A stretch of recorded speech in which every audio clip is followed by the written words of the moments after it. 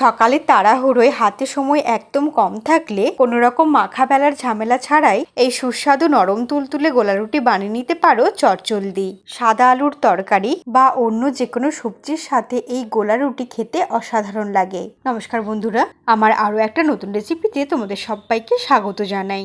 সুস্বাদু নরম তুলতুলে এই গোলা রুটি বানানোর জন্য একটা বোলের মধ্যে নিয়ে নেব 1.5 কাপ ময়দা। তোমরা চাইলে কিন্তু এটা আটা দিয়েও বানাতে পারো। এর মধ্যে দিয়ে দিচ্ছি 1/2 কাপ সুজি।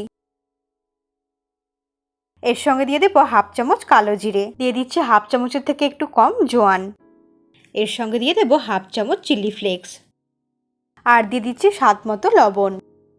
এরপর স্পুনের সাহায্যে শুকনো উপকরণগুলোকে খুব ভালো করে মিশিয়ে নেব। হাতের কাছে চিলি ফ্লেক্স না থাকলে শুকনো লঙ্কা কাঁচি দিয়ে ছোট ছোট করে কেটেও ব্যবহার করতে পারো, আবার ইচ্ছে না হলে নাও ব্যবহার করতে পারো। শুকনো উপকরণগুলোকে খুব ভালো মতো মিশিয়ে নেওয়ার পর দিয়ে দিচ্ছি 2.5 কাপ জল।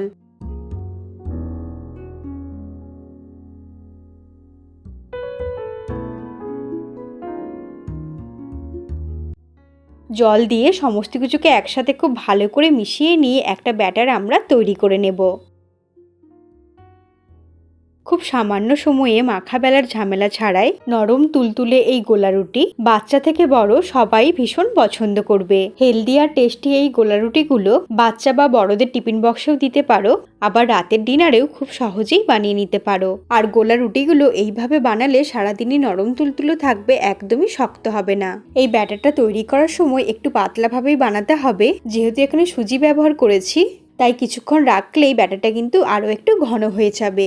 সমস্ত কিছুকে খুব ভালো করে মিশিয়ে নিয়ে একটা ব্যাটার তৈরি করে নিলাম। এরপর এটাকে ঢাকা দিয়ে রেখে দেব 10 থেকে 15 মিনিট, যাতে সুজিটা খুব সুন্দর ফুলে সেট হয়ে যায়। 15 মিনিট হয়ে গেছে, এটা অনেকটাই ঘন হয়ে গেছে। ঢাকা খুলে আবারও সবটা একসাথে খুব ভালো করে মিশিয়ে নেব। ব্যাটারের কনসিস্টেন্সিটা ঠিক এইরকম হবে।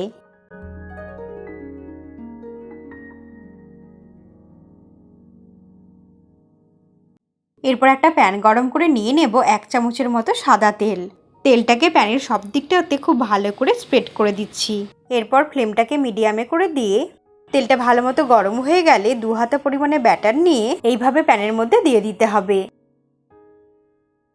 ব্যাটারটা যদি পাতলাভাবে তৈরি করা যায় তাহলে এটা স্প্রেড করতে বেশ সুবিধা হয়, আর রুটিগুলো খুব সুন্দর পাতলাভাবে তৈরি হয়। হাতার পেছনের দিকটা দিয়ে এইভাবে একটু স্প্রেড করে দিচ্ছি। প্যানটা হালকা গরম থাকলেই ব্যাটারটা দিয়ে দিতে হবে, না হলে খুব বেশি গরম হয়ে গেলে দলা পাকিয়ে যাবে। তাই হালকা ঠান্ডা থাকতে থাকতেই ব্যাটারটা দিয়ে দিতে হবে। ফ্লেমটাকে মিডিয়ামে রেখে 1 মিনিটের জন্য ঢেকে দিলাম, তাতে এটা খুব তাড়াতাড়ি তৈরি হয়ে যাবে।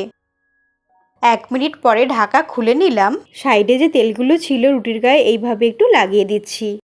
এরপর উল্টে দিয়ে আরও 1 মিনিটের মতো ভেজে নিতে হবে।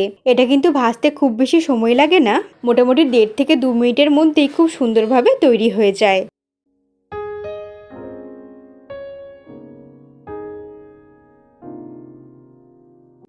খুব সুন্দরভাবে তৈরি হয়ে গেছে গোলা রুটি। উল্টে পাল্টে মোটামুটি 2 মিনিটের মতো ভেজে নেওয়ার পর এটা একটা প্লেটে তুলে রাখলাম। এইভাবেই আমরা প্রত্যেকটা গোলা রুটি বানিয়ে নেব। একইভাবে আরও একটা বানিয়ে নিচ্ছি। এতে কিন্তু তেল লাগে খুবই সামান্য। এর পরেরগুলো কিন্তু একদম অল্প একটু তেলে, মোটামুটি 1/2 টিস্পুনের মতো তেলেই ভাজা হয়ে যাবে। হালকা গরম তেলের মধ্যে 2 হাতা পরিমাণে ব্যাটার দিয়ে দিলাম। এরপর একইভাবেই প্যানের সব দিকটাতে খুব ভালো মতো স্প্রেড করে দিয়ে ফ্লেমটাকে মিডিয়ামে রেখে 1 মিনিটের মতো হতে দিতে হবে। 1 মিনিট পরে ঢাকা খুলে নিলাম। আস্তে আস্তে রুটির চারদিকটা ছাড়তে শুরু করে দেবে, আর ওপর দিকটা যখন এইভাবে শুকিয়ে আসবে তখন এটাকে উল্টে দিতে হবে। এরপর উল্টে পাল্টে আরও 1 মিনিটের মতো ভেজে নিতে হবে। তৈরি হয়ে গেছে নরম তুলতুলে গোলা রুটি। এই রেসিপিটা তোমাদের কেমন লাগলো অবশ্যই কমেন্ট করে জানিও। যদি ভালো লেগে থাকে অবশ্যই একবার বাড়িতে ট্রাই করে দেখতে পারো।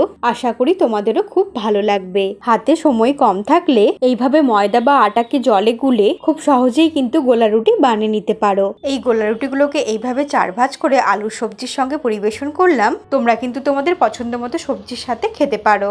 আমি আমার চ্যানেলে এইরকম সহজ সহজ রেসিপি দিয়ে থাকি। রেসিপিটা ভালো লাগলে লাগলে লাইক করে দিও আর চ্যানেলটাকে সাবস্ক্রাইব করে তোমরা আমার পাশেই থেকো। তাহলে এইরকমই হাতের কাছে থাকা সামান্য কিছু উপকরণ দিয়ে টেস্টি টেস্টি খাবারের ভিডিও সবার আগে তোমার কাছেই পৌঁছে যাবে। তোমরা ভালো থেকো আর সুস্থ থেকো। তোমাদের সঙ্গে আবার আমার দেখা হবে নতুন ধরনের কোনো রেসিপির সঙ্গে।